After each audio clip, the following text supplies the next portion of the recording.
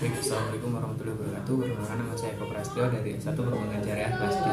Di sini saya akan mempresentasikan hasil dari rangkuman materi hari ini tentang sekuritas terpel dan heading.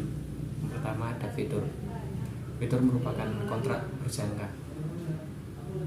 Kontrak fitur biasanya didefinisikan juga sebagai suatu kesepakatan kontrak tulis antara dua belah pihak, pembeli dan penjual, untuk melakukan dan menerima penyerahan sejumlah aset atau komoditi dalam jumlah harga dan batas waktu tertentu.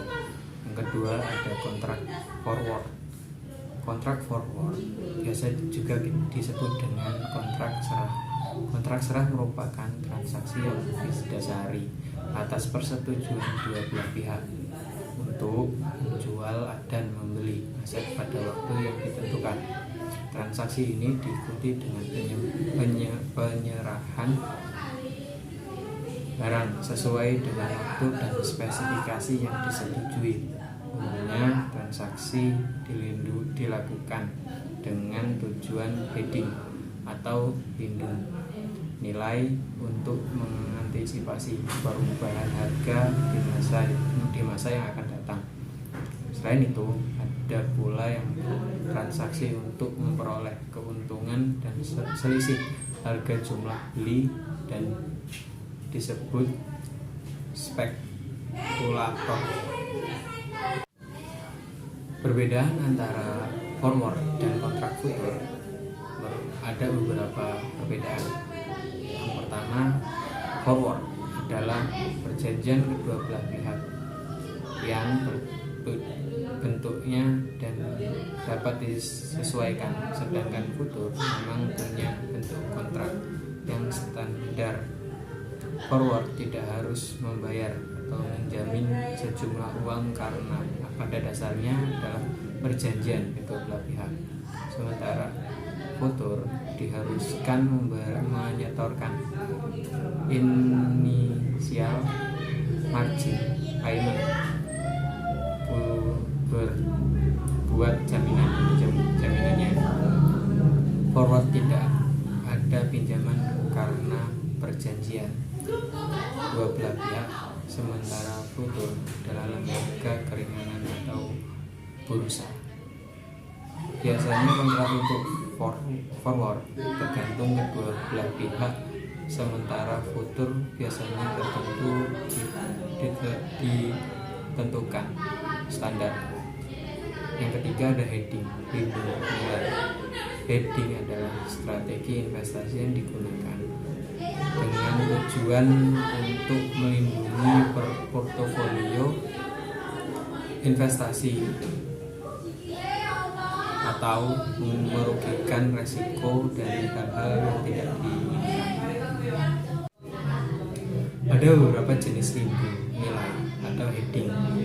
Hedging biasa dikelompokkan menjadi dua jenis. Yang pertama, selling head dan buying head. Selling head merupakan tindakan mengambil posisi jual, sedangkan buying head ia merupakan mengambil posisi beli. Yang keempat ada swap. Swap adalah nilai dari selisih bunga acuan dari masing-masing mata uang yang ditransaksikan di pasar forex. Yang kelima ada kontrak futur LQ 45 dibeli. LQ 45 futures merupakan janji untuk menjual penyelesaian di waktu yang akan datang, yang mewajibkan setiap pihak untuk memenuhi pinjaman tersebut pada suatu jatuh tempo. Yang keenam ada kontrak futur untuk komoditas di BBJ. Selain BEI, ada pula PT Bursa Jangka Jakarta. BJJ yaitu wadah transaksi untuk kontrak berjangka. Secara umum BJJ adalah pasar terorganisir untuk produk derivatif, yaitu produk turunan dalam ranah keuangan dan investasi, misalnya migas, emas, hasil bumi, dan lainnya.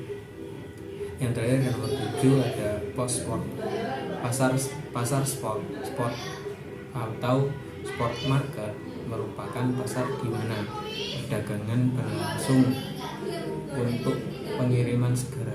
Contohnya pasar spot adalah pasar surat berharga, komoditas, dan valuta.